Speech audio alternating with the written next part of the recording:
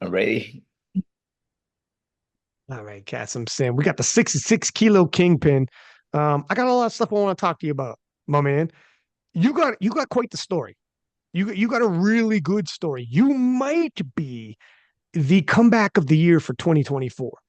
Because for those who don't know, I've been commentating since 2016 every World Championships, and that session of the 66s, I kid you not, was the best session I've ever commentated on. Period.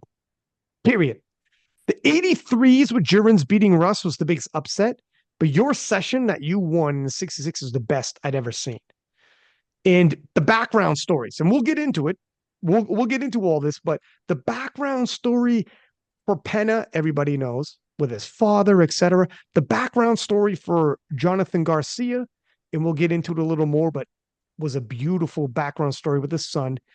But people didn't quite get your background story. And that podium, we had Jonathan Garcia, who unofficially broke the world record.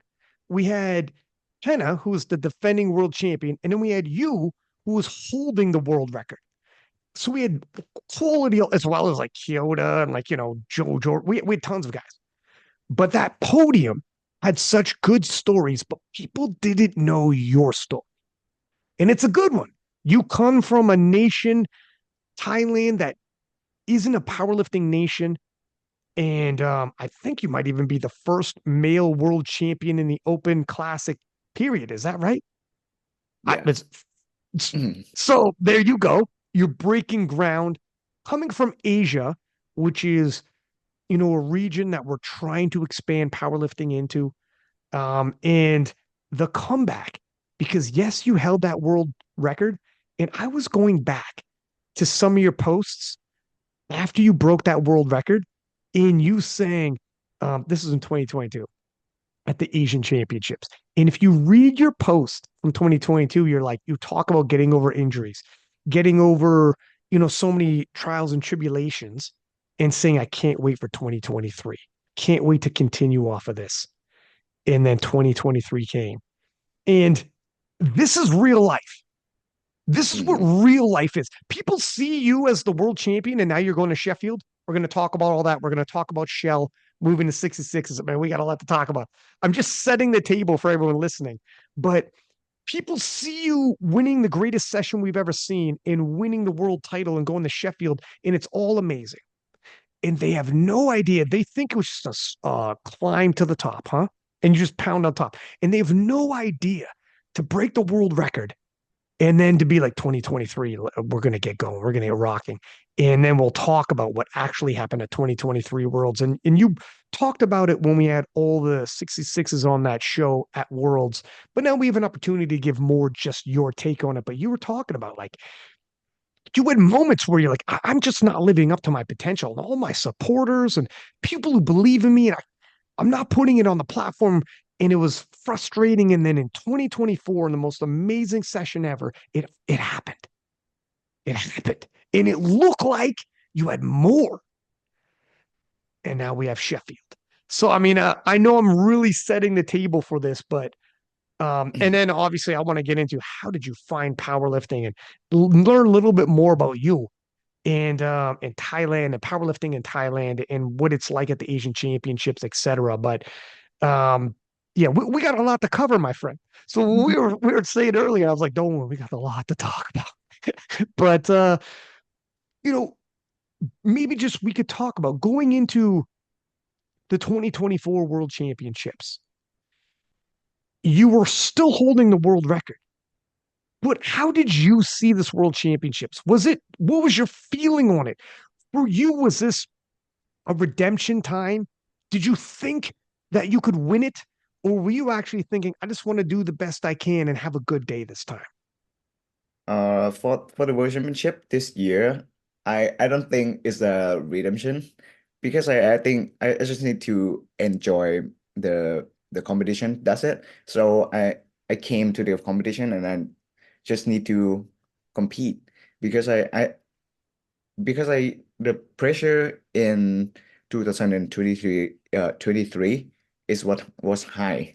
So and Mm, I'm not perform really well. So I just need to feel like I like how I feel to the sport itself, like the powerlifting sport, how I like why I start this sport because I love and enjoy it when I train, when I compete. So I just need to bring that feeling back into the competition. And yeah, I can perform better and yeah, that's it. That's all you can see. Yeah. I mean, I get it. Like the pressure is what makes it like ordinarily it's fun. And then it's fun in the beginning. You start getting gains. You might win a national title. And Hmm. it's fun winning, but the pressure really comes when you get at the tippy top. And now Right. everybody's talking about you and the expectations. When you broke the world record at the Asian Championships in 2022, the expectations, when you were like, you hit 710.5 and you were like, we're going to move past this. Right. This is good, but I got much more. Was that what you were, when you broke that world record at the Asian Championships? What were you telling yourself that going into 2023? Yeah, yeah, I will like I will definitely break that world record by like maybe like 30 kilos or something like that because the training in like 6 months before the World 2023 was great, so good. I hit like 740 in my training. And then like yeah, but actually I'm not injured or anything in World like 2023 because I just got COVID 1 week before I fly. And then like Mm. pain and then yeah, I missed the lift like everything like comes out just only 1 week before. And then So you yeah, were you were ready for an amazing day. right. But it's just 1 week before I I flew to the Malta. Yeah, I got COVID. Did you like going into well, first off, you had mentioned in 2022 when you broke the Asian Championships, were you getting over some injuries and some obstacles to get to that world record? Yeah. Actually, I need to like bring back to around 2021. Yeah. Okay. So in that year, it's like around the COVID pandemic, something like that, right? And then if you would like to travel, you have to got some vaccine. You have to got vaccine, at Mm. least 2 doses. Yeah. And then it's affect my body a lot. You know, Mm. it's like my let's say like your squat went down by 50% and your bench, your deadlift, like everything go down by 50% after I had vaccines. I was looking for competing in Sweden 2021 as well. That's my first competition that I was looking to. But yeah, after I got vaccine and then I feel like I couldn't do it because let's say like you squat 250 and then after the vaccine you couldn't do like 200. Oh my gosh, how long did this last? It's like 9 months, 10 Oh months. my gosh, man. And That's a long yeah, after a while you must be thinking, am I ever going to go back? right. Because in that's why in 2022, I think it's gonna be first and last co international competition because I don't feel like I get like getting any better. It's really Mm. bad. It's like let's say I was benching 160 since like 2020 and yeah it's quite like in that range 55 to 60 165 to 160 to yeah around that range and then like after like 2 weeks of the vaccine I couldn't do 100. My arm shaking like crazy when I unrack. It's like that. Oh Like man. it's it's crazy. I thought like am I gonna die on that day? Or at the very least, like, I don't know. So this is before you even broke the world record. Yeah, it's actually before the World Championship 2022, and then Asian Championship on that year in when I break the world record. Yeah, it's what in it was happening in 2021 when I looking for compete in Sweden. Yeah, So in Sweden, that was Gladkick versus Penna. And Penna yeah, won that. And that was a good match. That was a good showdown. Gladkick was a two-time world champ from Russia, and Penna hadn't won anything yet. So now Penna's a two-time world champ, but that was a good showdown. Then so anyways, Penna wins. 2022 is South Africa. So you missed that one, but you broke the world record at Asian later on that year. And so you're watching this and you're thinking, okay, maybe I'm back on track. And going into 2023, I'm going to show these fellas what I'm really all about. And everything was flying. I remember the 740 in the gym, by the way. yeah, And then you get COVID, and it was a shock. It was a great battle in Malta 2023. Penna wins again. Phenomenal showing. right. Phenomenal battles all around. Now going into 2024, at this point, it had been 2 years since you broke the world record. You know what you're capable of. I mean, were you starting? You kind of talked about it briefly on the podcast we had with the other 66s at Worlds, but were you second guessing yourself by this point? Were you thinking, because a lot of the hype was on Jonathan Garcia, a lot of hype on Penna, even Kyoto coming out of Asia, even though you held the world record still. Kyoto had so much hype. He was at Sheffield. He's a very flamboyant guy. When he lifts, he's wildly entertaining. He looks the part. He's jacked. Good looking guy, charismatic. There was a lot of people with a lot of hype on them. How did you feel? Did you feel like you were confident? Did you think you were overlooked? Were you fine with being overlooked? You're like, you know what? If everyone's looking elsewhere, maybe there isn't as much pressure on me, and I'm okay with that. Yeah, but it's good because I like to be like Mr. Underdog, some kind Mm, of that's in your profile. right That's in because your that's in your profile. I can feel that it's like not too much pressure on my on my like my mind or something like that because yeah the World Championship last year like 2023 I put pressure too much on my like my mind, my training, and I feel like I'm not really enjoy powerlifting that much. Yeah, Mm. it's too much stress. And yeah, so like this year I try to feel like to enjoy my training, enjoy my progress, not rushing anything else. And then yeah, I just need to do whatever I can do at that time. Yeah, no pressure. Were you allowing yourself to even envision winning? Like mentally, it's interesting to me how some people mentally go in there telling themselves like, I'm gonna win. Well, Pena is like, I'm going to win. Or he wins, he's like, I'm going to win. It's written in the stars like a hopeless romantic. And I remember when he won in 2023, he was ranked fourth. And he's like, I'm gonna win. I already know it. I told my father. His father was sick at the time. And he was like, I told my dad, I'm gonna win this for you. And it's like, Penna, if you don't win, like you're doubling down so hard on this. If you don't win, you're gonna feel crushed. And he's like, but I am gonna win. And it's like, it's it's admirable because, but at the same time, it's like, oh my god, man, I'm like, like there's so many good 66s. It's such a stacked weight class. And then when he actually does win, it's like, oh, holy smokes. But when you go into a world championships, do you tell yourself anything like that? Are you telling yourself, like envisioning yourself with a gold medal, envisioning this as being a world champion? Or are you telling yourself, man, how do you block it out? How can you possibly block it out when it's this big? Because I'm thinking that like if I'm not win this year, next year I still have a chance. Next year, like next 2 years, maybe I have a chance as long as I'm keep doing it. Yeah, one day I will win a world championship. I So mean, not tomorrow, someday I will do it.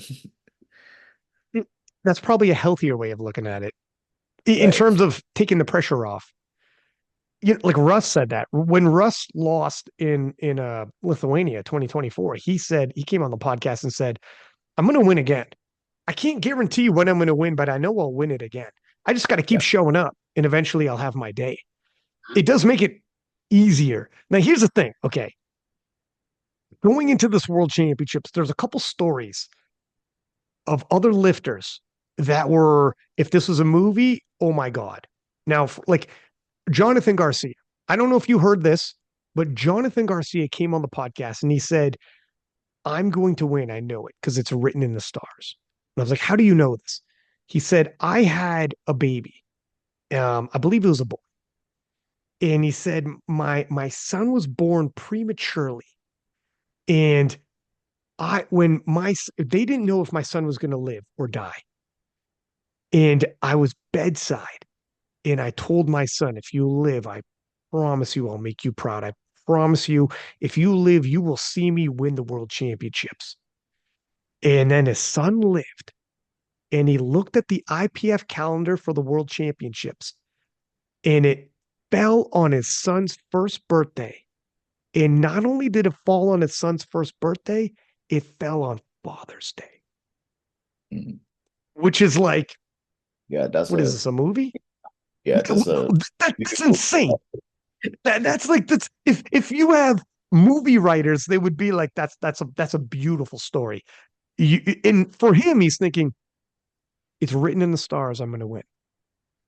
And then Henna on the flip side was like, "My friend, you think you're doing this on Father's Day for your son and you, but I don't have a son, but I have a father."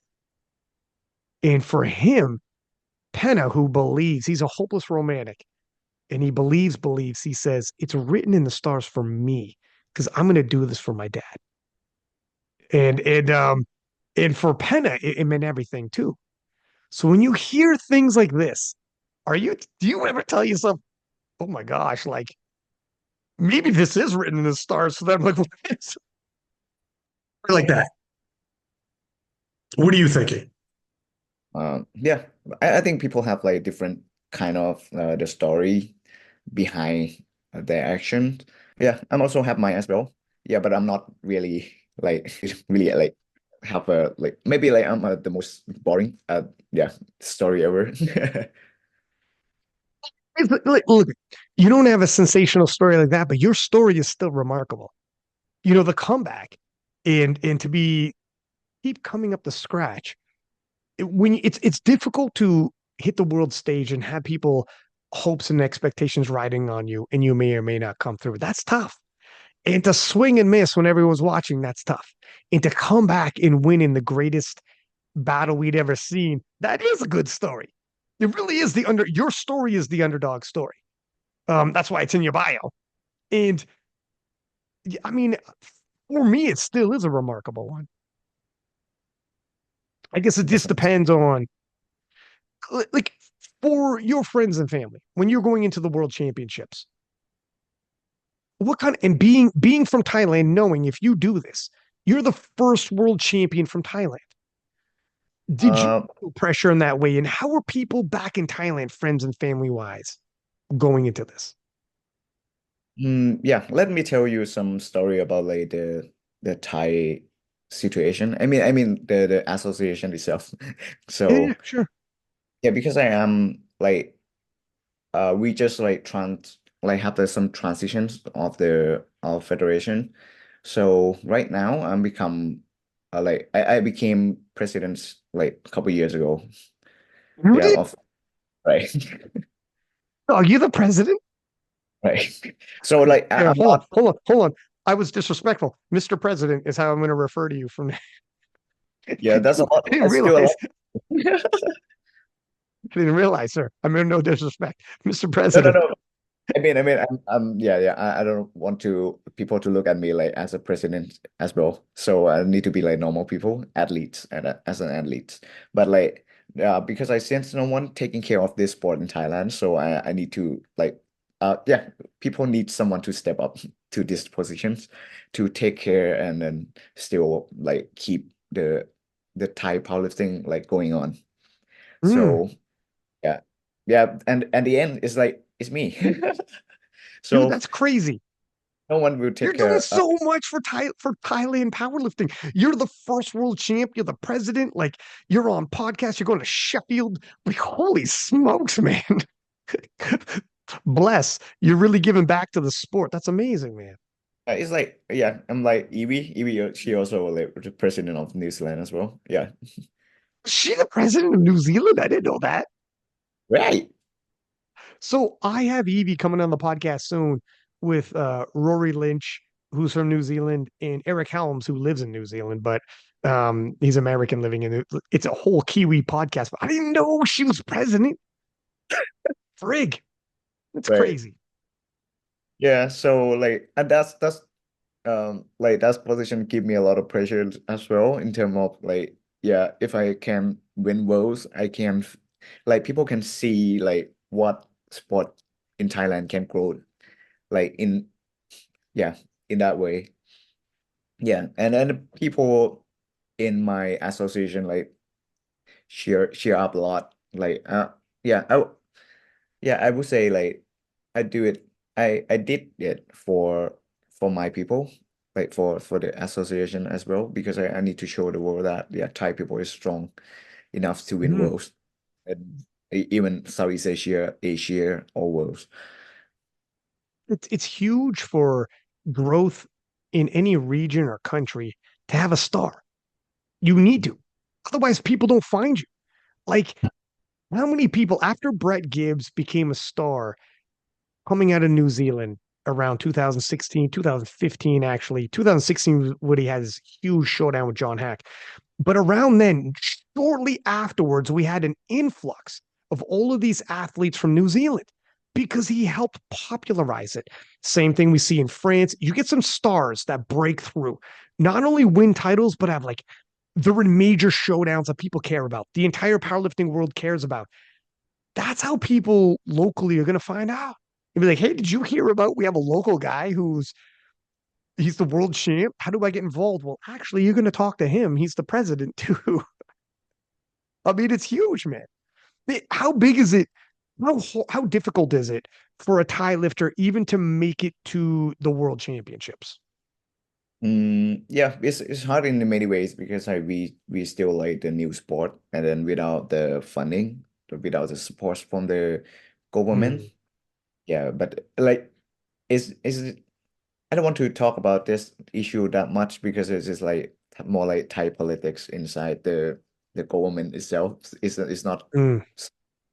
Yeah, but I try to protect my association to make it like better in the way that it should be. Yeah, I that's mean, that's a lot of like work to do as well. I bet. And going to Sheffield, being world champion and going to an event like Sheffield where they're going to cover your story and do the road to Sheffield videos, etc. It's an opportunity to shed more light on the federation, shed more light on your story, and an opportunity for possible sponsorship deals, not just for yourself, but maybe for the federation. I don't know if Right. they start seeing some lifters come through. That's really, if the government doesn't help out, and not all governments will. This isn't just a Thai thing, but all around the world, a lot of governments might not necessarily help out. That's why the hardest part is breaking through and having any kind of star with some momentum so that if you go to any sponsors to be like, we need sponsorship for our at least for national championships. So we have something resembling a live stream and some kind of a little bit of funds for it for anybody to give for it. And they're like, why? What kind of exposure do I get? Who do you got? You could say, take a look at this road to Sheffield video. Take a look at these videos of Kasemsand at the World Championships, and they see it and they're like, oh my gosh, yeah, that's one of us. That's one of us doing this, and he's going to be there at the nationals, and this is what we're trying to achieve. It helps as opposed to having none of that and asking for something, and they're like, what do we get in return? Yeah, hopefully like because I plan to like expand more next year as well in the association because we still don't have like proper live stream in YouTube videos, but because we don't have like people to like that know how to work like in the competition structure that much. Yeah, but we try to encourage people in the association to help more and more, and then help with growth the sport in Thailand. Yeah, we I see. mean, honestly, even if the live stream doesn't have any commentary, doesn't have different cameras or whatever, even if it's just straight up a static camera showing the lifts, it's something. You start somewhere, man. You start somewhere, let it go. And having a lifter like yourself helps because people be like, what's Kasemsand going to do? Like your presence there. If you, I don't know your schedule, if you're able to lift at the nationals or whatnot, but if you can, there'll be a reason for people to watch me. Like, let's see what he does. You could announce, okay, I'll be lifting at this point.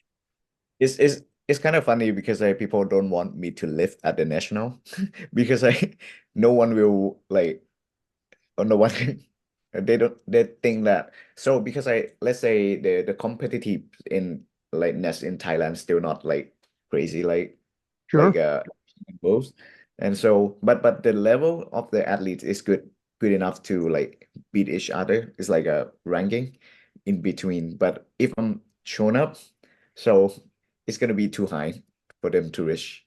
Here's the thing. I'm telling you right now, if you get any kind of live stream together in this day and age, there are people you don't even have to pay for them. All you need is a couple powerlifters who will do it for free. You send out the cast and call.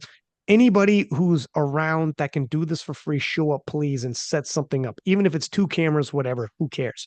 And I'm telling you, Kasim Sand, maybe not before, but now that you're a world champion, now that you're going to Sheffield, and now that you're going to World Games, if you say I'm lifting and I'm gonna blow up a total. I'm gonna put up a total that like 735, 740, whatever. You have to do this because people around the world will watch. And that is how you're gonna get your money. That's how people are gonna be like, oh, this is viable. People are gonna watch. If you don't lift, nobody's watching. You got to. You got to do it. It's for people who are like, oh no, you're gonna cream everybody. Well, I guess I'm gonna cream everybody, but at least people are watching. It's got to be done, my man. It'll be tough because I know you're probably actually going to have to run the meet and officiate and do all the rest of it too. So you're gonna have to wear a whole lot of hats, man. You got a lot going on you, but it is what it is, man. That's what Penna Yeah. has to do. Actually, Penna holds meets, meet director. He'll judge and he'll lift in it because he knows people will show up, and then afterwards he'll stay afterwards like a meet and greet, take pictures, talk to people. People do the same thing with you, especially now that you're a world champion and you're going to be at Sheffield and World Games. You have to strike while the iron's hot to grow this. You got to do it, buddy. Yeah, all you need is somebody to step up and do that freaking live stream. It's all you need. Yeah, that's all I need. Yeah, which isn't easy, I know. Yeah, But because yeah, in the competition, like, yeah, I wear a lot of hats, too much hat in my head. you can't do everything. But you're doing a lot. You're doing a lot, man. So you winning was big. Doing it not just for you, but doing it for your people, doing it for the sport you love. That's given so much to you, and you're giving back in your nation. Like it's huge, and that's where some people didn't necessarily know going into the World Championships. Now, having said that, so we set up what the Worlds was going to be. When you showed up, what were you expecting? Who did you think? Were you thinking who is the biggest threat? Who made you the most nervous? Where did you think you'd end up in this fold? How did you think the day was going to go before it started? You mean the championship? Yeah, 2024 in Lithuania. Actually, is like, yeah, like both of them, like Pana and Glacier, like the most podium threat. Yeah, Is but that but what you I thought? yeah, I thought like last year like we put a crazy number in squat, but Yeah, yeah, he might have some like miss some second attempt, right? Yeah, and like have a right. make us jump. Yeah, that's a chance for me as well to like attack the podium. Yeah, but like yeah, as I say, so yeah, I yeah, people competing like who compete all need to win World Championship. Yeah, even like nominate like not top three nomination, but like people who is competing right now, like they all would like to win. Yeah, I don't want to say like just compete for fun, but like everyone looking for to be number one. Mhm. Especially at that level. Right. Like when you get to the world championships, when you're at your national level, you're going to be the top dog for a lot of these guys. You get to the world championships, all killers. There, nobody in there is not a killer. They're like America. Put it this way: America coming through America were, I mean, Charlie Yang to like there was so many good lifters. Right. Um, in for Jonathan Garcia to emerge was huge. And I know he probably had confidence having beaten all those good Americans. But when you get to world championships and you got you, Kyoto, Joe Jordan, Pana, they don't care. Sure, you're the American champ. You went through a bunch of killers to get here, but we're also hunters. You know, you look around this room, there's only killers, right? It's different. It's any one of you guys can win. As the days happen, before the battle took place, when you're in the warm up room and you're looking around the room and you have all these, like some of these guys are legendary. Did you know? Did you feel? Did you sense this is gonna be something special? This is gonna be tight right up to the very end. Were you anticipating that? Yeah. So like let's say like if as long as I can get like all my squat done and then like 3 for 3 for squat, I'm feel so confident. Mm, That's why you really? can see, like why I'm smiling. Like when I bench, even like I'm not a good bencher. Yeah. But yeah, I can stack up the total as long as I can yeah hit all my three, like all my squat. I still have a chance to win. So the pressure is like I can feel better because the pressure in squat like was so high for me as well because I can feel the all the pressure comes through me. Yeah, but after the squat is getting a lot better. So when you went 3 for 3 for squat, Jonathan Garcia missed the second squat, but he went up anyways. Had to miss his third squat. At this point, and you got the biggest deadlift. So you know you're gonna pull last. At that, but then Kyoto's this weird, you never know what's gonna happen with that guy. Were you telling yourself amongst your threats, were you feeling confident? Like obviously you're saying you were feeling confident, but were you worried at all that Kyoto, because Kyoto after squats, you remember him yelling? Are you watching this by the way at live, not after, but okay. So Do you I watched remember Kyoto? What's that? Sorry. I watched the whole live stream anyways, like after the comp. Okay. um During it, the energy you guys had, and when Kyoto, after he hit his squat, jumped forward in the crowd and yelled, it was crazy. Like it felt like I if you asked me at that point who's gonna win, I'm like, I got no idea. Like I knew, like everyone knows you got a monster deadlift, but anything can happen. Kyoto had crazy momentum. Penna missed the squat, but Pennant never goes 9 for 9, so that doesn't matter. Like, like you just assume he's going to miss lifts along the way, and it didn't stop him from winning 2 times before. Jonathan Garcia missed, but he went up anyways. I mean, it wasn't. He didn't end up probably where he wanted to be, but he ended up okay. Like it, other people are going to miss along the way. So, what were you thinking here was the biggest threat at that point, and what did you think about Kyoto in specifically? Mm, for Kyoto, I think he's a good deadlifter as well, but like at that time, but right now I think he developed a lot. Let's see his result in Asian because his deadlift like improved a lot. The lockout looks better now. So, but at that time, I'm not.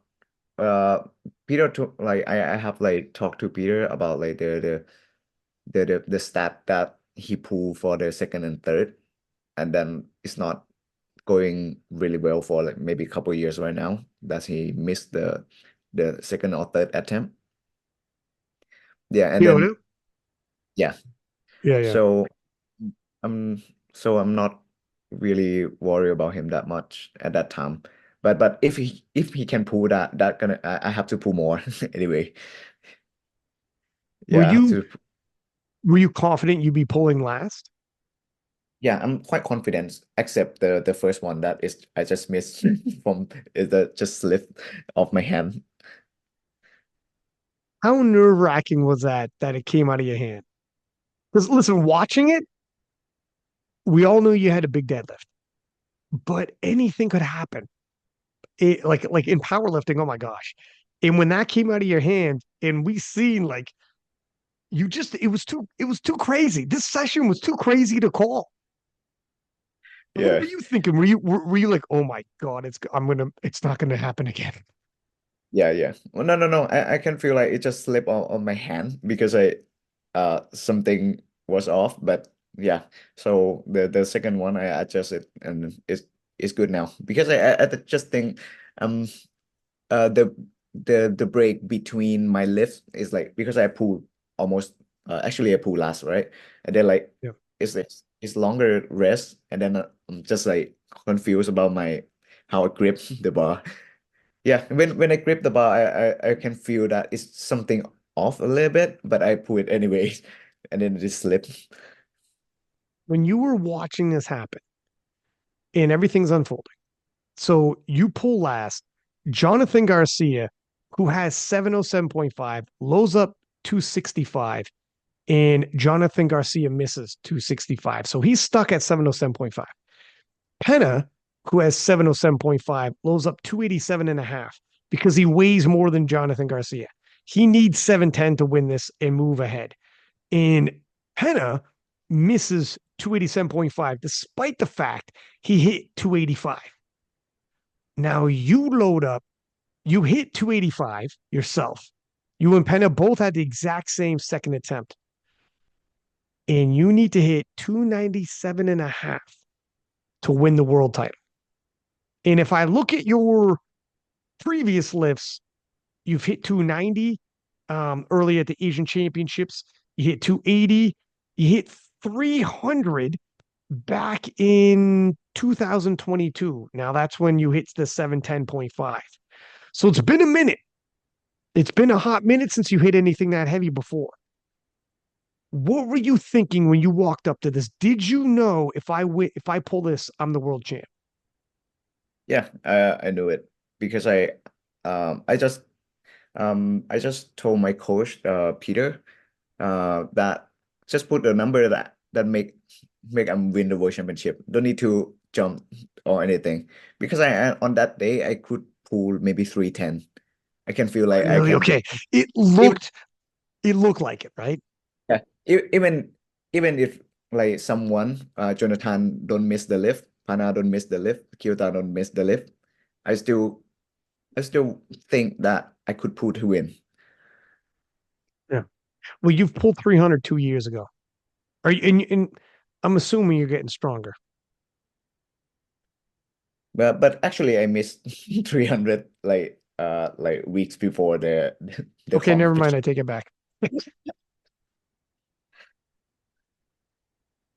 Yeah, but it's getting better. But on that day I can feel like I yeah, I can feel that my body can pull 310 at least. What is the biggest factor with pulling? Is it coming out of your hands at the top, the grip? It's just like slip. I think it's just the powder when people put the powder in it in that on their legs, right? And then yeah, it's and I grip the bar in the smooth part in not Hmm. and it is a little bit slippery. Do you think do you think maybe Penna put a little baby powder in the chalk bowl too after he was done his lift? No, no. No, no, no, no. It's okay. But like yeah, it's just happened. I was looking for some controversy here, a soundbite, but so when you hit that and you became the world champion, how did that feel? Knowing it had been years and you've been looking for this and hunting for this and everything it means for you, everything it means for Thailand, everything it means for the federation and growing the sport. How did it feel?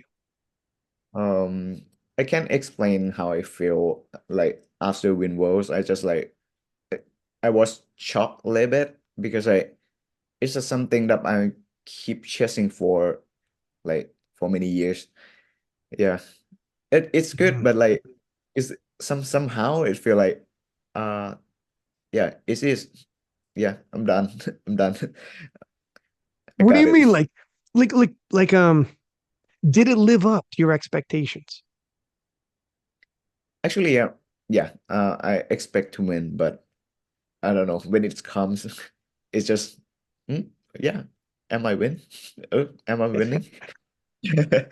And when you come home to Thailand, how was the reception when people finally have a world champion? I think like people in Thailand who doing this sport like all watching. They were They watch. watching.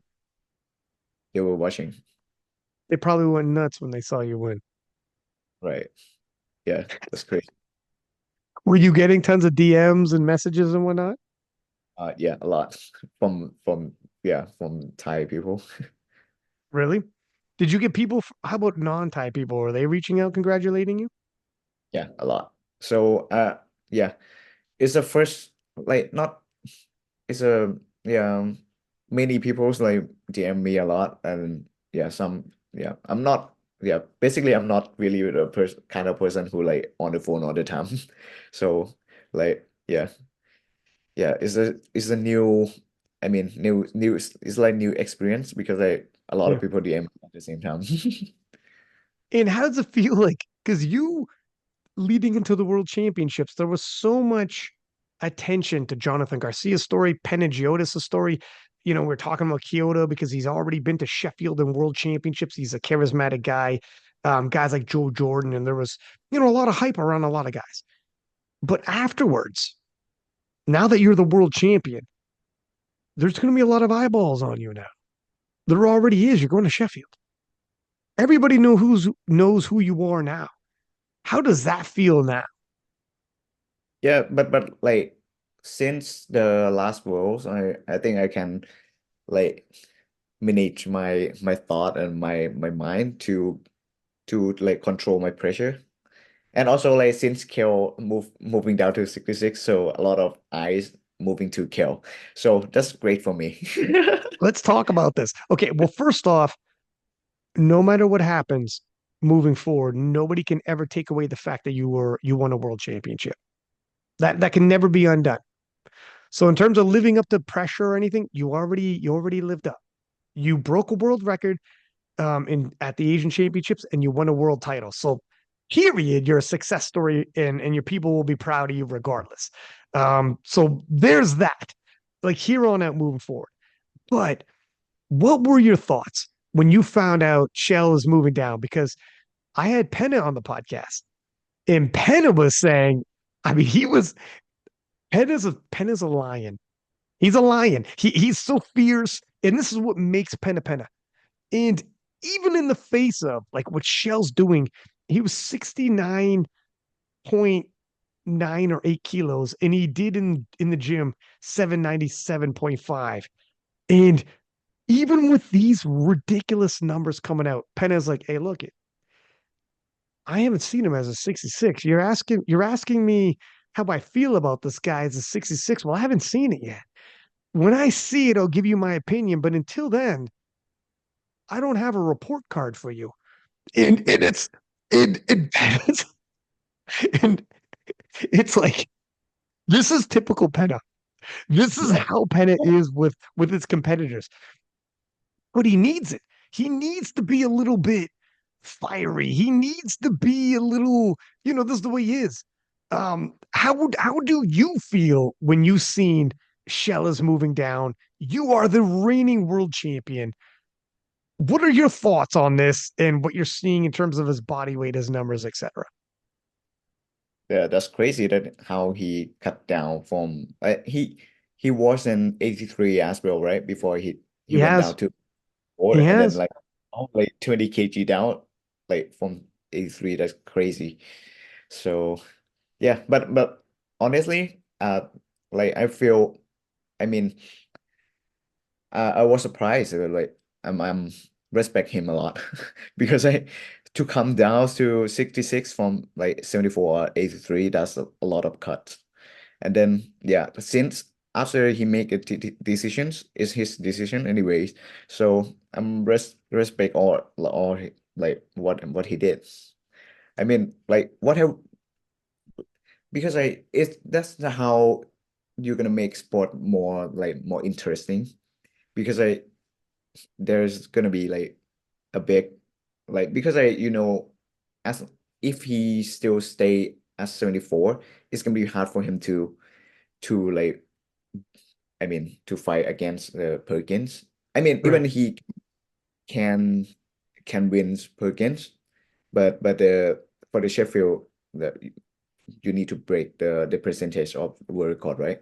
I think Hmm. it makes sense for him to cut down to 66 because the range that he can break, that's like almost 100 kilos.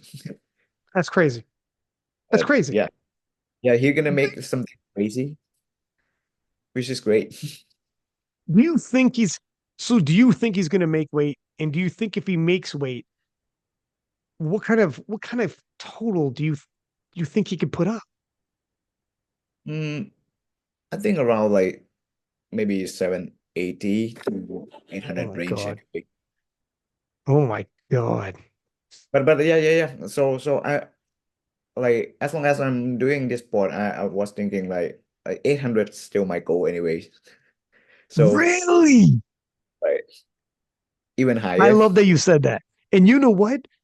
That is so you and Penna are different in a lot of ways. But one thing that you and Penna both are the same, he said exactly that. He said, that's fine. If 800 is the new standard, 800 is my goal. It is what it is. Not backing down. Yeah, because like the number is like going up every year. Like people keep breaking the record. So yeah, so nothing stand last forever. So it's need to like keep grinding up. So yeah, I just need to make myself like strong enough to get there. Right. That's it. That's all you can do. Yeah, When a right. new challenge presents itself, I mean, you were the reigning world champion.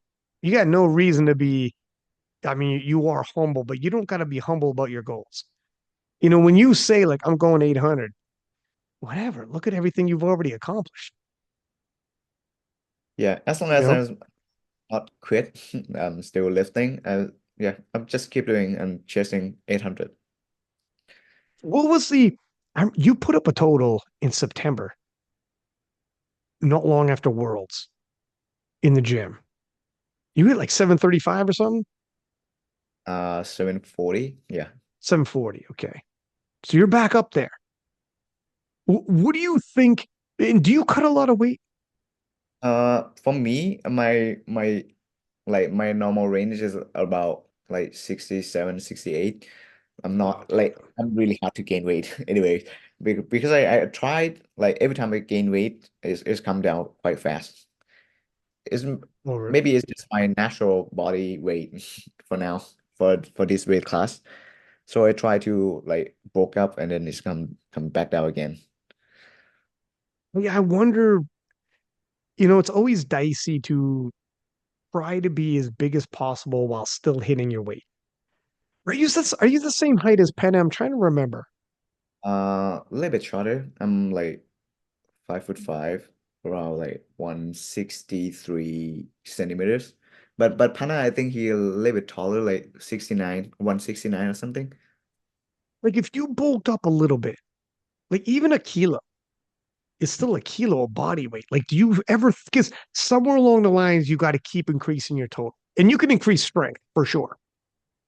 But have you thought about that? Like with guys like Shell moving in and you got to really maximize because someone like Shell is maximizing every piece of his body. Evie, we talked about earlier, maximizing every little piece.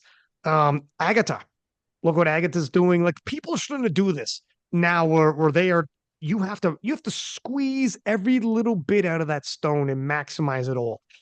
Have you ever had that discussion with your coaching staff? Like, hey, look, we might need to start adding body weight in just doing a more, intensive water cut and start looking into this. Like if your top end right now is like 750, because you did 740, you could put on 10 kilos. I mean, you're going to keep putting on kilos. But let's say you're like, what if I gain a little bit of weight and I'm like a small 74, but I can cut water? Now what am I doing? I was like experiment like water cut like when I broke up until on up to like around 71, and then Mm, it's just cramped like crazy. So yeah. that's why I decided to not cutting any weight at all. I mean, I may just do like small cut, but not like the most that I can put on is like 70 kilos, and then like I can cut down quite fast. Let's say like I can cut like 2 weeks, I can lose like 2 3 kilos anyways, Of because I straight up body weight? yeah, because I am like if I'm like start walking a lot or like just do some exercise, my body weight is just like my metabolism is quite high. So let's say if I move to the cold country, like let's say like in Sheffield, I can easily lost like 3 kilos from because it's cold. Mhm. I mean, do you do you have a nutritionist? Uh, no, but I'm doing it myself. Anyways, Have you thought about getting one? Like at this point, this is the level of, other people are doing. Have you thought about getting somebody? uh, for now, I'm happy with my style of like having food because I'm looking into the nutrition. I track everything and I have all the data back like for 5 years. So I Mm, know myself how my body responds to whatever I took. And yeah, I'm quite good at it. And let's say like during the training block, so I have like the strategy to have the range of the variable of the body weight range. Let's say there's structure block, I can bulk up a little bit more, and then like let's say to the skill or like the I mean the peaking block, I can like cut down like easier. So yeah, I'm playing around the body weight a lot as well. I'm not like just stay in like yeah. this. That's why I'm for body weight for me is like a wide range from like 66 to 69 range to play around for the whole year. It really is a piece that, some people have done a water cut from a certain body weight, but there's different ways of doing water cuts. And one experience might not be the same if you do different methods. You know what I mean? And this is where, like, I think in terms of counting calories and counting steps, pretty easy. Like you're saying, like I count calories and steps, and I know what you mean. Where you know the calories where your body weight's at, and if you increase steps, the body weight comes down, and you kind of, if you do it long enough, like I know exactly what you mean. Where I got this, that part. The one part that's where things really get dicey is the last week when it's the water cut. And that's where you can have the most amazing prep in the world and have your body weight where you want it. But the last week is where you could literally ruin it, kind of like when you caught COVID, where like everything can get ruined. And that is the week where a guy like Kendrick really earns his money, is when he's telling you, here's the water you need, the sodium you need, here's your recomp, here's to try to stop cramping if possible, yada yada. This is where, and then when you're at your lowest with that water cut, if that person is with you on the day, everything is better. I've had water cuts, I've done the sauna, I've done the hot tub, I've tried everything. And when you're at the very bottom of dehydration and you're like, oh my God, and you feel terrible. And you're like, there's no way I'm going to feel good in 2 hours. There's no way I'm going to recover. And you have somebody with you who's like, okay, now you do this. There's walking through because you feel like a zombie. When you're that dehydrated, you don't even feel like you can make decisions. You're like, what is happening right now? That's when that person, it's so much better having that person there. And then when you do weigh in, you're like half a weight class up, and you're like, oh my God. If you feel good, you're like, I'm about to murder some weights. However, if you don't, if it doesn't bounce back like it should, you experience cramping or whatever the heck, you're in serious trouble. It's there's there's not much you can do about it. So it's tough. I know what you mean. It's a gamble. It's not something you Right. want to do at Sheffield. Yeah, but actually, I compete for 7 years right now. Experiment and exploring a lot of like water cut or the cutting style, like 1 week's out, maybe like yeah. And then I experiment a lot, and then water, like p playing it with water is not. I'm not feel good in any ways. Even like the load water loading and then the water tape, some kind of that. I play around it a lot, and then I can feel like, yeah, it's not working for my body, and then and my performance is not great. I mean, Hey, every if time, you know, you know, then yeah. and then yeah, but right now I have like my that is work for me is like gut cut. Yeah, I do some gut cut before the comp. That's why I can have some food before weight in anyways. You plan on staying 66 your entire career because you're 29 still? Still, yeah. What is your goals here? Do you think 66 for here on out? Do you think, 66 for like 5 more years, and then at some point you're just gonna see what happens if you go full on 74? For me, like 66 for me is good for like overall health. I mean, it's like for because I need to be like just stay in my normal range of body weight, not to like put on too much body fat or too much muscle Mm. because I yeah, I just feel good in this range, so that's why I stay. Because I used to bulk up like before I start serious about the powerlifting, I used to bulk up like 280. I mean, Oh wow.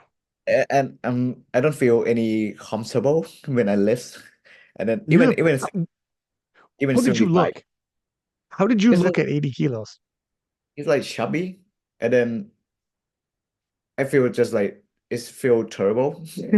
I mean You when I train, it feel terrible. That's why I keep stay low body fat because I when I get higher body fat, my overall my energy level, my mind and even how it like when I train, the position everything is changed, and then I feel like mm. yeah, this is not for me.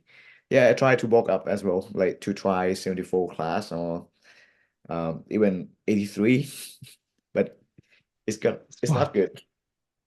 It's funny you said how even the positioning for the lifts change. That's what Taylor was saying when he's on the podcast. He was like, I am just now getting used to 83 kilo Taylor because he's now an 83.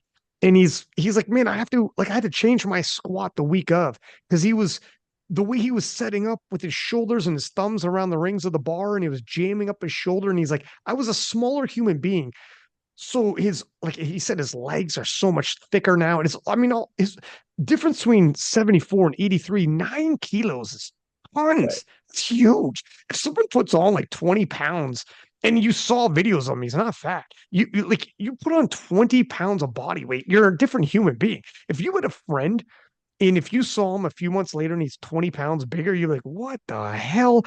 And he's like, yeah, I'm growing so fast that like I have to adjust literally the week of. He's like, I'm jamming up my shoulders and it hurt his bench a little bit. He thought it would. His bench ended up being fine because I can't get under the bar in my usual squat technique. If I set up like my normal squat I used to when I was small, he's like, but I'm not that small anymore. So he's like, I have to, and he's just finding this out now because it's all new.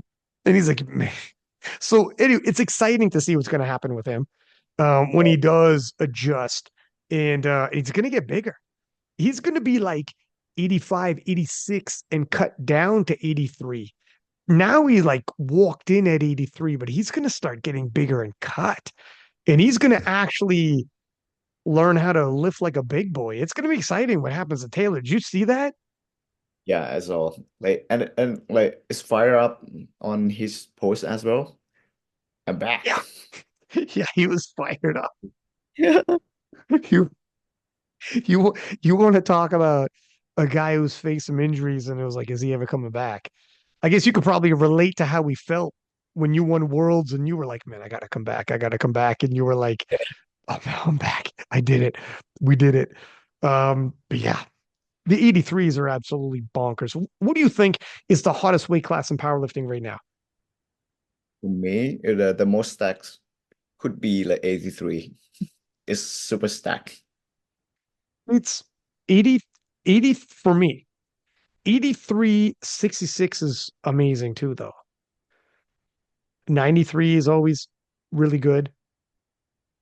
But I don't know. It might be 83 right now. It's the most stacked. However, let's see what happens. What do you think? What are your goals for Sheffield?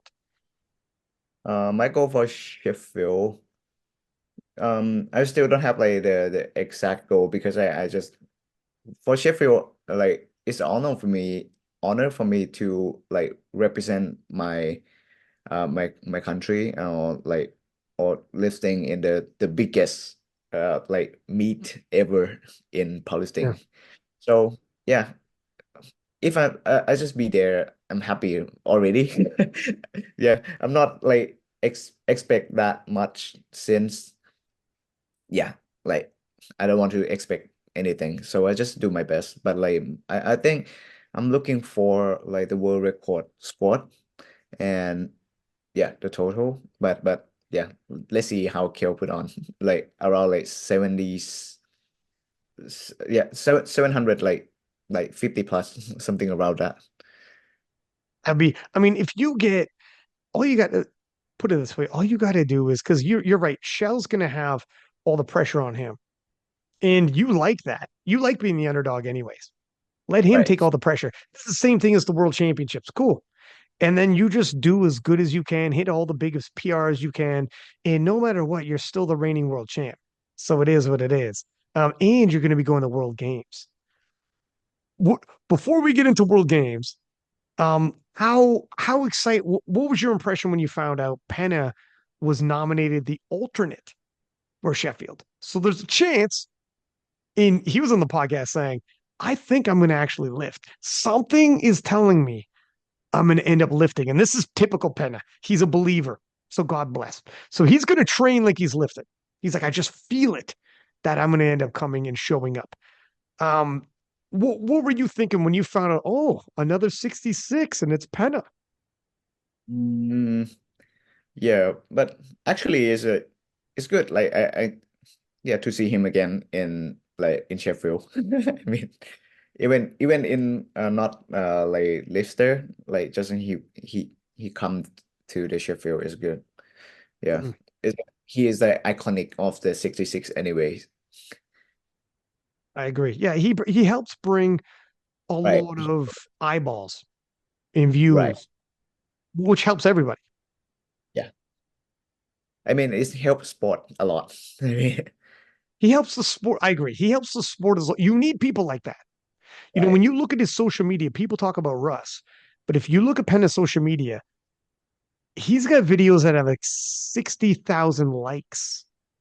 Like his reach is it's ridiculous. His type of reach, and he's a 66. That just helps all the 66s. That's perfect. When it's a world championships and you have someone at like Penna there, and that's who you have to beat to be a world champion, everybody's watching. It's a good thing. Yeah. That's what makes sport more like more interesting and then more fun to watch. Yeah, to be honest. And for everybody who's talking about Sheffield to be talking about Shell and his possibilities, and everyone's like, oh my gosh, what's he going to do? It's another 66. It's bringing more eyeballs to the 66 kilo class. It helps bring heat to your weight class, which can only be good if you look at it that way. Let me ask you this question. Who do you think so far is the most accomplished 66 kilo lifter of all time? Hmm. for 66. I think it's Pana. Yeah, he like two times world championship, and he like yeah he's bring heat to the 66 class a lot. So that's and he helped popularize the 66 class. That's is him. And how do you feel about the World Games in the rematch between you, Garcia, and Penna?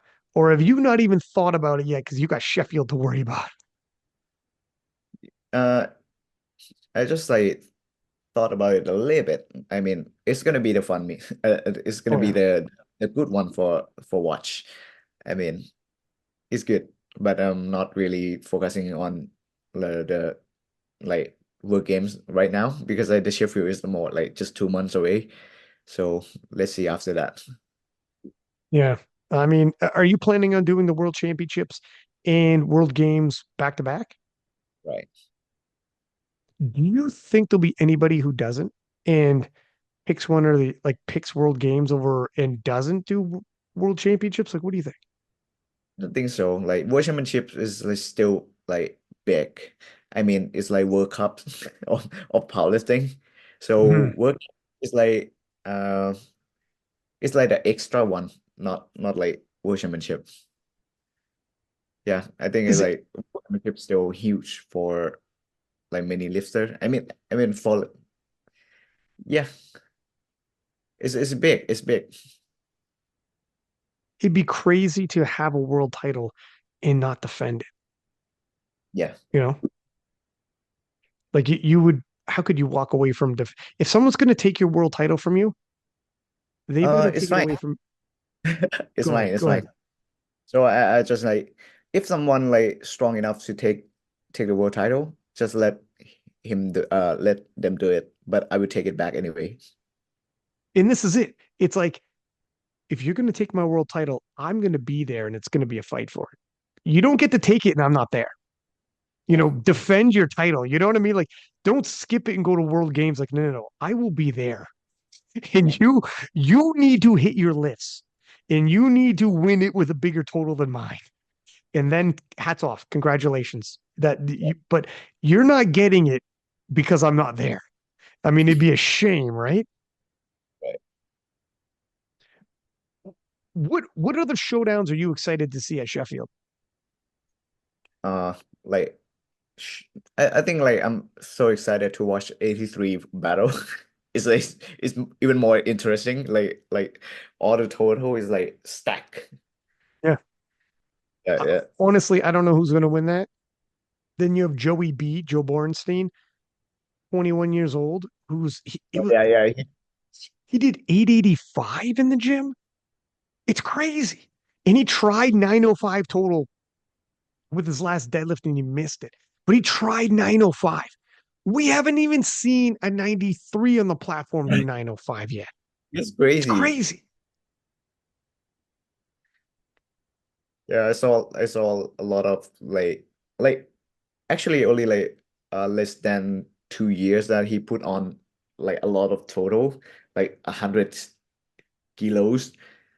That's huge. Yeah. Yeah. And he's a kid. He's the future, man. There's Right. there's a lot. And Jonathan Keuchel is coming back. And he's Nice. also been doing extremely well in training. I mean, he took some time off after last Sheffield, and he is just absolutely destroying his training numbers. He took a step back to do only to have a running start. Done just phenomenal. Like I'm I think very excited to see what he does. his comeback gonna be huge. Do you watch Like American Nationals? Like, do you watch the American Nationals? Do yeah, you? Okay, yeah. yeah. Because I think it's like the mini version of World Championship because like a lot of strong guys live in US Yeah. basically. Yeah. So like watching like PA national is like watching like wolves Yeah. for me. That's sort of. I mean, not quite, but so Yeah, I yeah, get what but you mean. it feel like because like it's super stacked and It's like to represent the country you have to fight with the like I mean the everyone there is like the strong, like and can win worlds. Anyone in Yeah, the yeah, you're in contention. Like, when they were talking about the sweep, which is like we all know how that story ended, but when they were talking about it, it wasn't crazy. There needed to be some things that went their way and whatever. But even the fact that it was a conversation just shows you how good the men's side is. And the women's side's phenomenal too, but it's more even throughout the world. But I think this world championship showed, while yes, the Americans are number one nation, the rest of the world, I mean, you look at guys like Gustav, you look at, I mean, yourself, Shell, you got a guy like Shell who's like, give me your best. Shell's not scared of a 66 coming out of US. Shell is like Senumong. You got the rest of the world is more than enough. And Pana is not afraid of nobody. And like, same with all these guys. I mean, there are some really good lifters coming out of the US, no question. But you have some phenomenal talent globally right now. Like Adeo Masakin, Joey B has a lot of hype around him, but Adeo Masakin from Great Britain, he's putting up crazy numbers himself. He's talking like, I think I'm going to do 900. I don't know. It's possible. So look at the rest of the world's not afraid. It's a good time to be watching powerlifting. How did you find powerlifting? mm, like back in I start like in 2000 and like 17, like 7 to 8 years ago. So I was in the gym with my friend, and then like my friend just showed me the the videos of like people lifting, and then Mhm. it's cool. I mean, because at that time I'm not really lifting that much. I mean, not I just be in the gym like 3 times a week for just like lifting something for fun. Yeah. Yeah, only do squat actually. Yeah, uh and one thing that I realized to myself that back in the day, like when I was young, I'm like to challenge myself like to lift something heavy. Like yeah. And then yeah, once I find out that oh we also have this kind of sport, like just like do maybe like just squat heavy, bench heavy, and then deadlift heavy. Uh, yeah, I just would like to try. That's it. That's how I start this sport. Is there like what's gym culture like in Thailand? Is because over in North America, a lot of people lift weights. There's gyms in every single city, every single town. Even small towns have gyms, multiple gyms even. Um, what's gym culture like in Thailand? Is going to the gym common? And then when you were going in 2017, how many people were powerlifting? Like, did you know anyone else who was powerlifting? I would say like it's like less than like 15 people doing powerlifting. Oh my I mean God. in Thailand. I mean not just in my like The whole my country. yeah, yeah. Not just in my province or my city. It's like all of the Thailand. I know only like 10 people doing powerlifting. That's crazy. So yeah, I mean, you're like, how would you even have competitions to be the same people all the time? Yeah, but You're not, it's like yeah. I think we see like the same face every time that we compete. and like when you're doing competitions, I guess it would be like, did you have a national championships? Yeah, like when I start, there's still no like proper association. It's like Hmm. yeah, so we just like have a local meet that hosts like a fun meet to So like bring that's people. that's why your open powerlifting shows you in 2019, but you started before that. It just wasn't official. Uh, I'm not starting it, but like the like people in the community start to build up the sport. So back in the day, Hmm. I'm still like the student. It's yeah. So you started out. Nobody else is doing it in Thailand. Yeah, What's gym culture? let's say in Sorry, go ahead. let's say in my city, only two people doing powerlifting, me and my friends that who show me the the videos that okay, we have this sport. So you're starting this up. 2017, like you're starting the powerlifting, 2017. Right. And there's like a couple local meets maybe all year. No national championships. Are you like watching world championships? Are you watching it online? Where's your motivation from? Um, for my motivation is like I just enjoy to lift heavier every day. I mean, like when you start like lifting something, so it's gonna be easy to put on weight like for Mm. like few couple months that like you can still like see the progress every yeah. And I keep like yeah have motivation to train to go to the gym. Yeah, And I went like almost every day. and were you I mean I remember when you first finding like, oh my God, you want to keep going back. Were you following certain people online like when you found this sport? So only you and your friend in your actual life are doing it. But were you online following other powerlifters, getting interested, knowing who's who and following the sport like that? Yeah, I was like watching a lot of like the old school powerlifting stuff, not in IPF. It's like Dan Green, Ed Cohn, Oh my kind God. of. It's like Kevin Oak, like yeah, Yuri Bergin, but Oh yeah, my God. they old school, and then they looks huge, and I wow, how can they do that? Yeah, then I find out later that it's like non drug test anyway. Yeah. Well, yeah, exactly. Yeah, I I got was news thinking for that you. can can I be that big? No. No, no. But so then you ended up finding the IPF. At what point? Because your first national championship was 2022, but you were in a couple national qualifiers in 2019, 2020. So when did Thailand have its first national championships? It's like yeah, 2000. I think they have like since 18, but like I start to join them since 2019. Yeah. And is it so at the start, we're talking 20 people out with national championships, but it's something. You need a national team to go internationally. So you're building, you guys are building together, which is kind of cool. So at the early days when you have a national championships, are there other national champions? Because you were in the national qualifier in 2019, 2020 before you won the title. Are other people who are being national champions?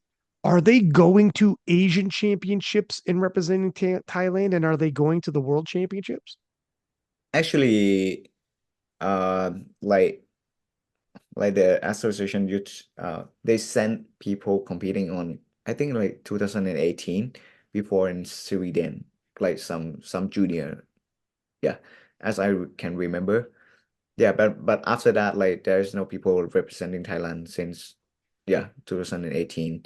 Only like local comp, Mm. and yeah, yeah, and then the COVID came, Oh and yeah. Right when every you're getting a little momentum, right when you guys are starting to build, that happens.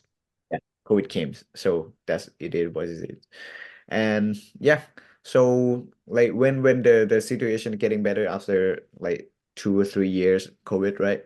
So yeah, I'm looking to try international meet, and then the first one gonna be like worlds because the Asian is the in the end of the year, right? So I just need to yeah to do it in yeah like I was thinking at that time as I said that like it could be my last international comp because I the my health issue still not good enough to to be to back to like the level that I used to be.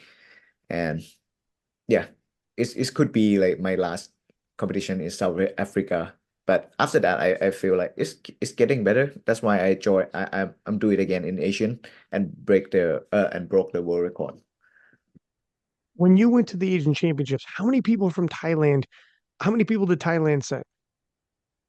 Uh, like actually a lot. I mean, like 12, like around 10, 12 people. Oh, wow. So considering when you started, there's only 12 people total.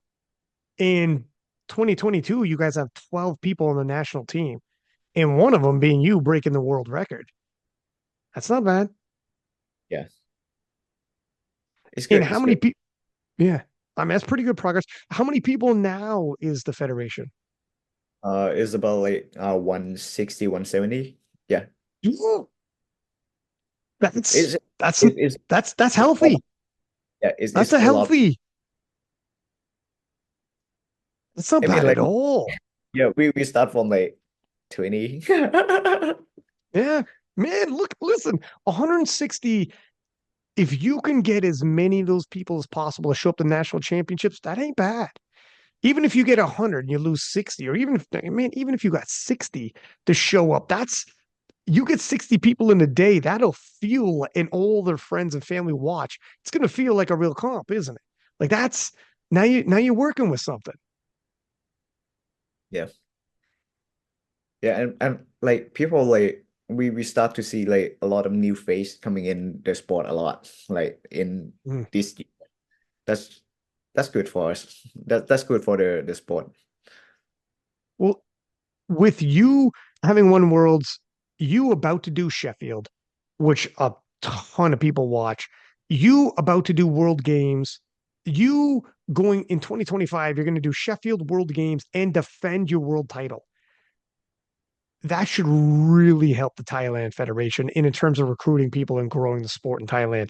So if you get up to like 200, 250 people, now all of a sudden, with all the people paying those dues, now and more people signing up for nationals and paying the entry fees, now you have a little bit of money to maybe set up these live streams and whatnot. And the more people you have involved, the more you could ask when you ask for a volunteer and you say, is there somebody who knows how to help out the live stream? When you're asking 20 people, the likelihood of finding someone is very difficult. When you're asking 160 people, you might find somebody. If you keep asking, tapping someone on the shoulder, by the time you get to 160th person, you're going to find somebody. It Sure. all gets easier, my friend. You keep doing what you're doing. You're doing the right thing as president and as an athlete. It's all going to get a little bit easier. And somebody is going to have a business that's like a gym or something that's going to be like, I'll sponsor. I'll cover the venue. You could hold it at my gym, no cost. I'll cover somebody's gonna show up. Somebody's gonna have own like a pizza shop who's like, I'll cover the pizza, relax. All just everyone's when it's this level, you get by on everybody doing a little something to help out. Yeah, that's how I do on like this year meeting. I reach out to the other members to find out like the some position that like who can help me out because I Mhm. cannot like, everything right now. It's a lot.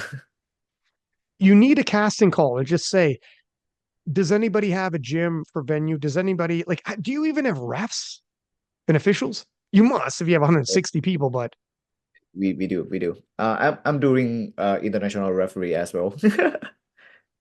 you got to. You have to do everything, dude. Yeah. I try to do everything with myself first, and then because I can explain how it works for like when I teach people to like about this, talk about the role that they have to do. So I have to do everything myself first, and then that's why I can so that I can explain to them. The number one man for you, once you get a stream going, everything's going to change. Everything changes for you. I wonder if you can have any kind of support from the Asian Championship. I don't know. I don't know how it works, who can do what for you.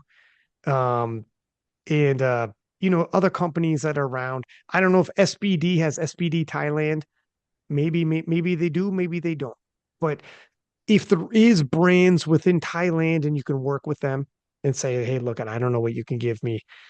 It might not even be money. It might just be, do you have equipment that you can help us do to set up?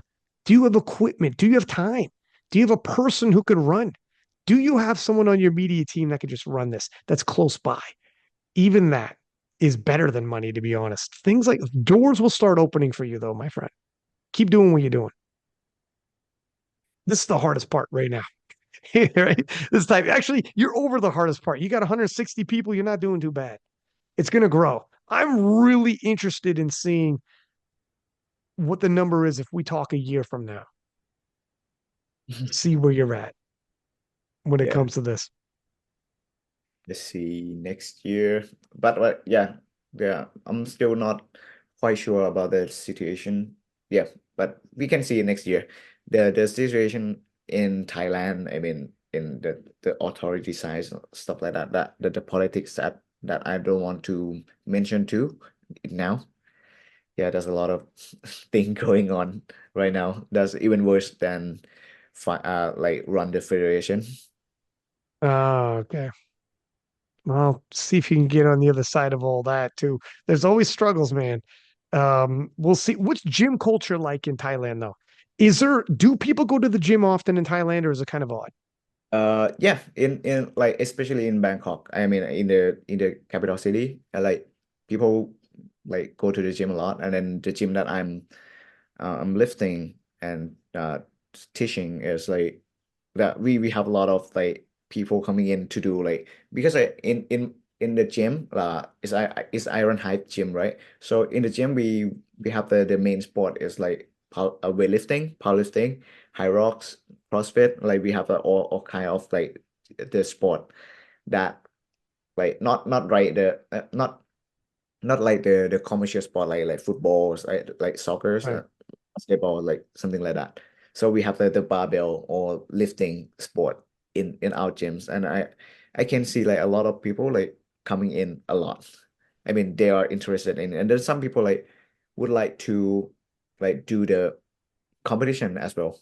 Yeah, we send a lot of like the gym membership, the gym members to compete like in high rocks, in weightlifting, in powerlifting. That's kind of cool. So this is how you're actually a coach. This is how you make your living as well. Yeah, Okay, cool. And do you do like seminars at local gyms and stuff like that? Have you ever thought about reaching out to local gyms and doing stuff like yeah, that? yeah. We try to expand next year. Yeah, That is something that Penna did, both like as a business, it's good. You can make money doing seminars. And even if the seminar itself, you don't make a lot of money, what happens is inevitably people hear world champion, world record breaker coming to the gym. And even if you're not into powerlifting, you're like, well, I mean, I would like to know how to squat. Like, do you want to learn how to squat, bench, deadlift, become stronger? What the hell? I mean, how often do you have that kind of an ability to be in the room with a world champion? You'll get a lot of people sign up. Even if you don't make money on the seminar, you walk away with like 5 new clients who are buying programming from you. That's usually how this kind of thing works is you show up and now people like, I think I want to power lift. And that don't not only helps you as a coach, it also expands the sport and you start converting people into powerlifting and people get interested. This is exactly how Penna found Turbo Tiff. When Penna found Turbo Tiff, him and Leah Bavois showed up at a gym, did a seminar. Wasn't a big seminar. They're not going to make tons of money. You'll make a little money, but not like tons of money. But he walked away with Turbo Tiff, who's at the time she was aspiring amateur boxer. And Turbo Tiff's like, oh my God, I think I might like this. So Tiff left boxing, joined powerlifting. Now she's a 4-time open world champion. It's crazy. crazy. So you never know. You have to, they say you never know who you're going to meet in life. You got to keep doing like seminars and walking into gyms and almost like tour. It's like touring is the way you look at it. That's how you expand your own business, but you'll also expand powerlifting in Thailand. And at this point, my friend, it's kind of on you. You're the president. You're the world champ. You know, do what you can. Yeah, we try my best. But yeah, there's a lot of thing to do. Is a is Thai boxing huge in Thailand? Yeah, huge. Is it number one? Yeah, number one Is sport it? in It's still. Like more in soccer more than anything else. No, no, no, no, no. Soccer is like not good. I Oh, mean really? Okay. yeah. I mean the boxing is the best. Is like the icon of the Thailand sport. I mean Muay Thai, yeah, kickboxing. Yeah, and everyone came to Thailand to train Muay Thai. Oh yeah. Yeah. It, like I know it's got to be number one, but I'm just like, how big is it? Or is that like a stereotype? Or is it? No, it really is. It's really, really big. It's just like everybody's a Thai boxer. I mean like basically people in Thailand know how I mean have the skill set of like fighting a little bit because Wow. we like our whole life is like involved with the Muay Thai. I mean it's like the national things that Yeah. people have people all people knows. Is it in school even? Hmm? Is Thai is Thai boxing taught in school? No, no, no. Just a little bit. I mean, just talk about the like we're not really like focusing on anything that much. Is that like the ed education like style of Thailand? So we only like do a thing like a little bit. I mean, let's say like learn how to do basketball a little bit, how like yeah, how to play Mm, football a little bit. Not not like so serious. Take it seriously. mm. Yeah, yeah, yeah. Interesting. At some point in my life, I got to go to Thailand. Got You to. learn Muay Thai. Oh, yeah, looking for Muay Thai. That's right. Looking for Muay Thai, not even for powerlifting. What would be amazing is if at some point, Thailand, have you ever thought about, I mean, maybe this is too far down the road, but hosting something like the Asian Championships? Yeah. Um, yeah, let's see if we have like I mean, I try to like make the communities like bigger and then so like the community that people in the association help each other out so we can build something more even bigger, not just like waiting for me to do something. So Right. I need to build ecosystem itself first. So but I think You like need we potentially can do like something like a Asian Championship. you need a team. You know, Yeah. I know what you mean. If you're doing it all yourself, and that's honestly, if you start touring around doing seminars, you're spreading the good word of powerlifting. You're recruiting powerlifters, but also some of these people might end up helping you out. Some of these people might end up being like, this is cool. This is just like you found it. Wow, this is kind of cool and fun. You got to get out there, almost like it's almost like you're doing sales when you do this seminar and you're selling yourself as a coach. You're selling powerlifting. You're selling, joining the federation, get involved. It's fun. But you're doing all the right things, man. It's going to come to you. Keep pushing. And if you, in 2, 3 years from now, end up hosting the Asian Championships, that will be the big next step. Because they'll come in and they'll have all their people in terms of refing and stuff like that. So they're going to bring a lot, they'll bring in their live stream, they'll bring in their commentators, they'll bring all of that in for you. So you'll work with a team like the IPF media, the Asian Championship media team and stuff. So that's great. So in terms of increasing the popularity inside Thailand, championships like the Asian Championships is like that big eye grab. And then local media, local gyms are like, they're coming. And when you hold the national championships earlier that year, you say, do you want to be involved? Here's how you qualify. Sign up for the Fed, come to nationals because Asian championships are coming. And that'll be the big, but you're right. You got to be ready for it. But that'll be the big move for the Fed wise, anyways. Yeah. Actually, we have a like last year in Malaysia. Yeah, that's a it's a good one because that's the first Southeast Asian Championship. It's great. I keep sending people, man. You keep sending people to these Asian championships and getting some exposure. And how many people went to the last World Championships from Thailand Uh, like this year, right? this year? Sorry. Yeah, Only 2024. That's right. yeah. Actually, recently only me. Mm, you'll get Because there. yeah, as I told you, like we have like some issue in yeah. I mean, there's some Gotcha, issue gotcha. with the Thai authority. So yes, that's why like we can send like usually we send a lot. Like let's say in 2023 we send like 7 people in Well, World that's Championship. pretty good. That's Yeah, not a bad size team. yeah. But like yeah, this year like a lot of thing going on in terms of the politics side. So yeah, I try to make it works, but we'll see next year. Do are these politics anything that might prohibit you from going to Worlds in 2025? Probably yeah, Or might stop you from going to Worlds? yeah, or even work games. Yeah, but we'll see. I'm not saying I'm not going, but if I can go, I will go definitely. God, man, I hope you get them. Okay, well, listen, I know you can't talk about it. We'll talk Yeah, about it afterwards. I got to find out. And if I can help, holy smokes, or if anyone can help, like, we got to sort this out, dude, because you have to be able to defend your title. I mean, freak, man, you got to be kidding me. But, anyways, what about Sheffield? Are you good for that?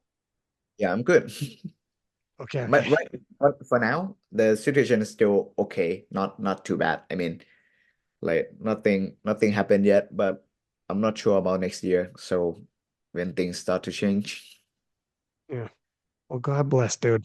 Well, listen, we're at an hour 50 minutes. I know you had to go around 10 o'clock, so I'm gonna let you go. But my friend, when we first started, you're like, I don't know, I'm not a big talker. We did almost 2 hours, pretty easy, my man, and we could have kept going as well.